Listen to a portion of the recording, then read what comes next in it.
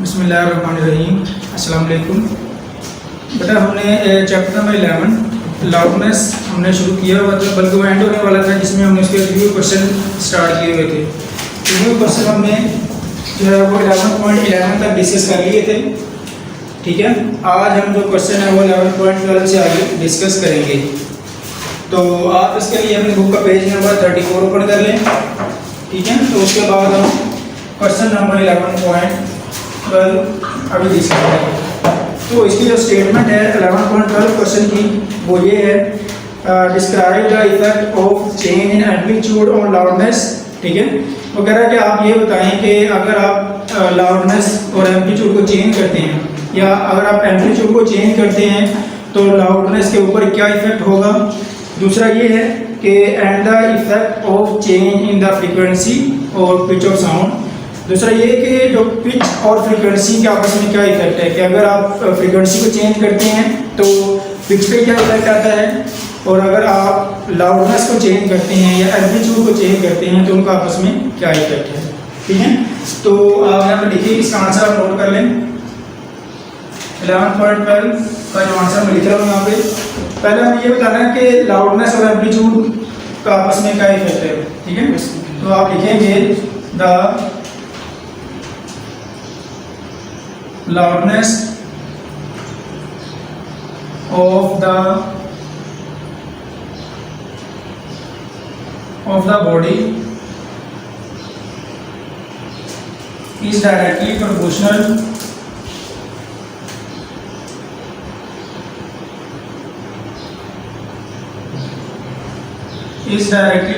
to the amplitude। ठीक है, तो इसमें कह रहा है कि जो लाउडनेस है किसी बॉडी की वो एम्पलीट्यूड के डायरेक्टली प्रोपोर्शनल है।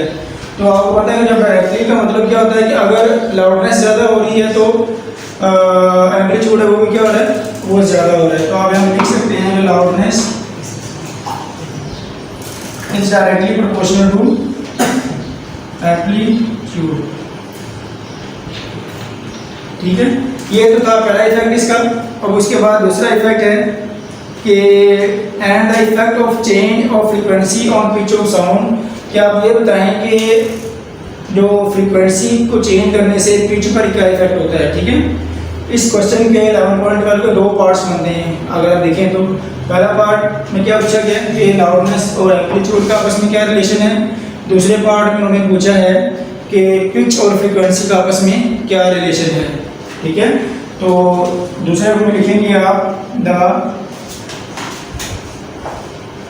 फ्रीक्वेंसी ऑफ साउंड इंक्रीजेस,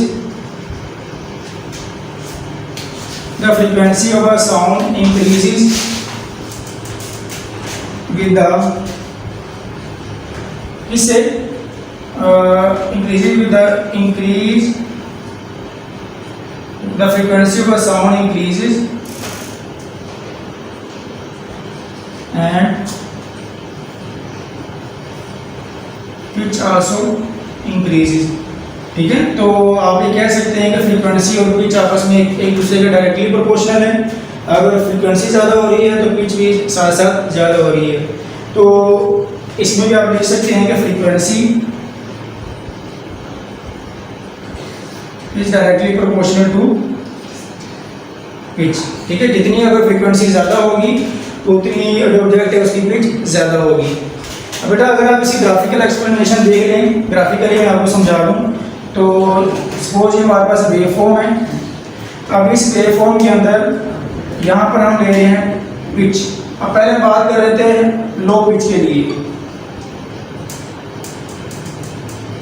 ठीक है, लो पिच के लिए क्या होगा कि जो फ्रीक्वेंसी है वो भी लो होगी, तो ये वेव फॉर्म कुछ नहीं बनेगी।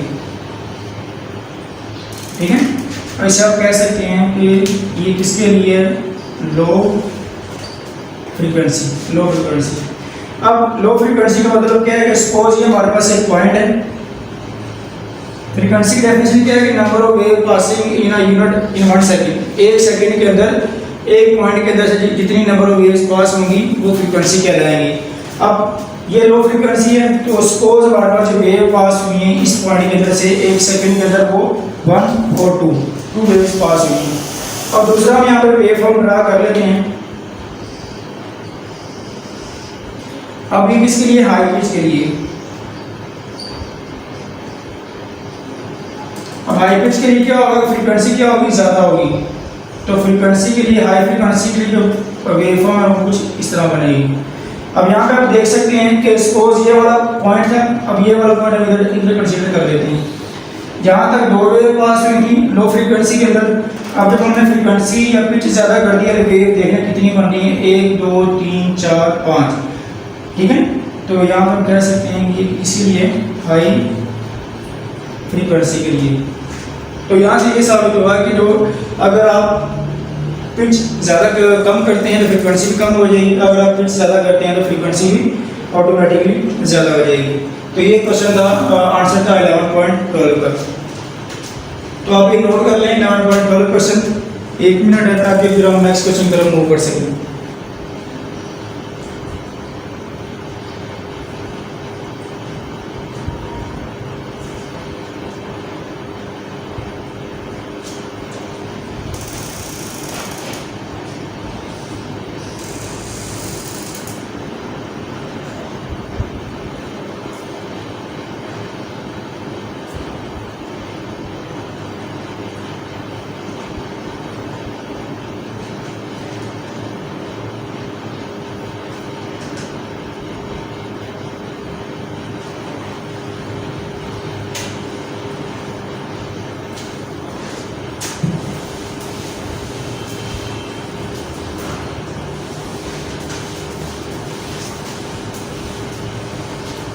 और इसके बाद जो नेक्स्ट क्वेश्चन है वो है 11.13।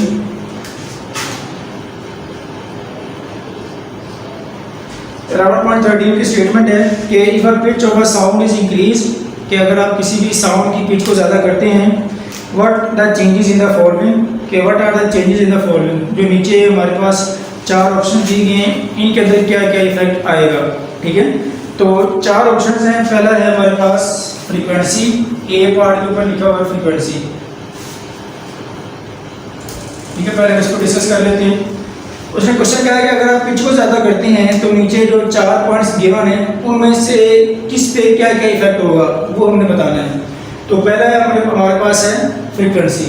तो अभी हमने लास्ट क्वेश्चन ये डिस्कस किया है कि पिच और फ्रीक्वेंसी का आपस में डायरेक्ट रिलेशन है। तो यहाँ पे लिखेंगे if pitch of sound is increased, ठीक है। अगर आप किसी भी साउंड की पिच को ज्यादा करते हैं देन फ्रीक्वेंसी आल्सो इंक्रीजेज, तो फ्रीक्वेंसी को भी क्या होगी, ऑटोमेटिकली ज्यादा हो जाएगी। अब बेटा उसके बाद दूसरा है बी पॉइंट, वो गिवन वो दे रहा है वेवलेंथ।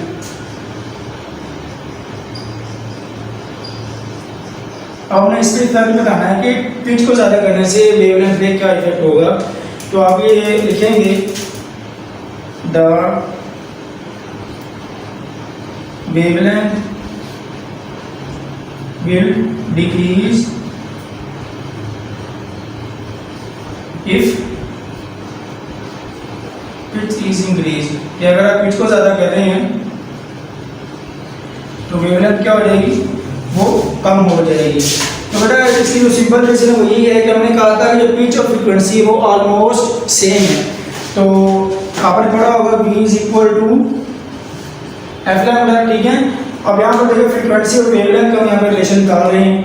तो इस रिलेशन से आप ये देख सकते हैं कि V over lambda is equal to frequency, और नेक्स्ट हमारे पास क्या आ जाएगा, frequency is inversely proportional to wavelength, ठीक है। तो यहाँ से ये पता चला कि जो फ्रीक्वेंसी है वो वेवलेंथ के रेसिप्रोकल है।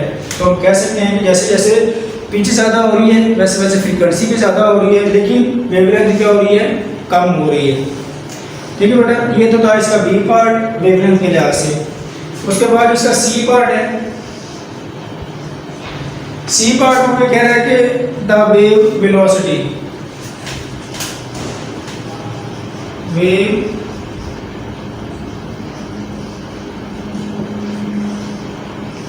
अब हम ये बताएंगे अगर पिच को हम ज़्यादा करें तो वेव वेलोसिटी के ऊपर क्या इफेक्ट आएगा। तो बेटा वेव वेलोसिटी आप लिखेंगे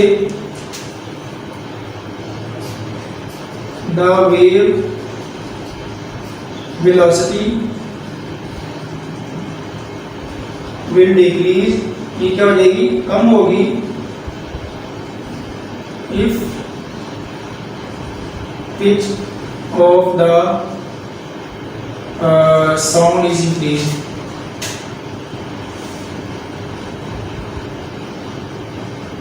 ठीक है, तो वेव वेलोसिटी क्या हो जाएगी, यहाँ पे कम हो जाएगी। उसके बाद जो डी पार्ट है वो कह रहा है the amplitude of a wave, amplitude of a wave के ऊपर इसका क्या इफेक्ट होगा। तो एम्पलीट्यूड और पिच का ऐसा कोई आपस में डायरेक्ट रिलेशन नहीं है, ना पिच एम्पलीट्यूड पे डिपेंड करती है, ना एम्पलीट्यूड पिच पे डिपेंड करता है। तो अब आप लिखेंगे there is no change in the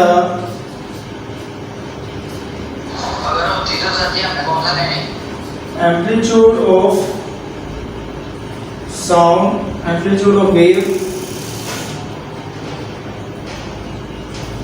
if the pitch is increased। कि अगर आप पिच को ज़्यादा या कम कर रहे हैं तो उस पे जो एम्पलीट्यूड है उसका कोई ऐसा इफेक्ट नहीं है। ठीक है बेटा, तो ये 4 पॉइंट्स है, ये हमें डिस्कस करने थे कि पिच को ज़्यादा करने से कौन कौन सी चीज़ें कम होंगी। अब बेटा उसके बाद ये नोट कर लें आप सब। उसके बाद हम नेक्स्ट क्वेश्चन नंबर 11.14 की तरफ मूव करते हैं।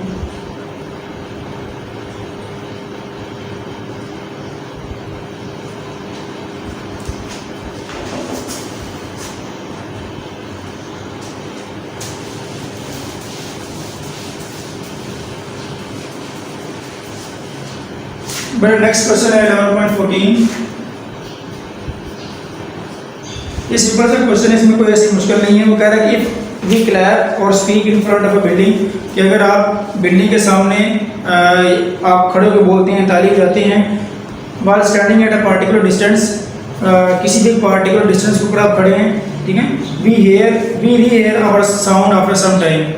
सिंपल कोई इस क्वेश्चन ये कह रहा है कि अगर आप बड़ी बिल्डिंग के पास खड़े होकर तालियां बजाएं या आवाज़ लगाना शुरू कर दें तो कुछ टाइम के बाद आपको अपनी आवाज़ वापस सुनाई देने लग जाती है। तो ये क्यों होता है, आपको ये बताना है। तो बेटा इसमें जो इफेक्ट आएगा वो किसका आएगा, इको का इफेक्ट आएगा। तो इसका मैं आंसर लिख रहा हूँ, this is due to the process of echo. ये किसकी वजह से होता है, इको की वजह से होता है। अब इको के अंदर क्या होता है, when the sound waves strike with the building, कि जब वो बिल्डिंग के साथ टकराएंगे साउंड वेव जाके तो क्या होगा, they will बाउंस बैक। ठीक है, ये क्या होंगी, दोबारा बाउंस बैक होंगी टुवर्ड द फर्स्ट मीडियम। जहाँ से उसने इंसान ने तालियां बजाना शुरू की है वहीं पर वो आवाज़ क्या होगी, दोबारा स्ट्राइक करना शुरू हो जाएगी टुवर्ड द फर्स्ट मीडियम।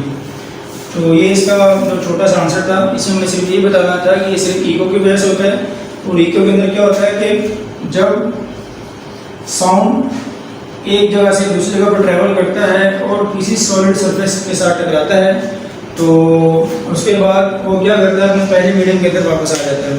ठीक है बेटा, और उसके बाद देखिए कि जो कुछ आगे 3-4 क्वेश्चन हैं, बस वो सारे आपने पहले किए हैं, बस आपको निशान लगवा रहा हूँ कि वगैरह what is the audible frequency range of a human ear. 11.15 11.15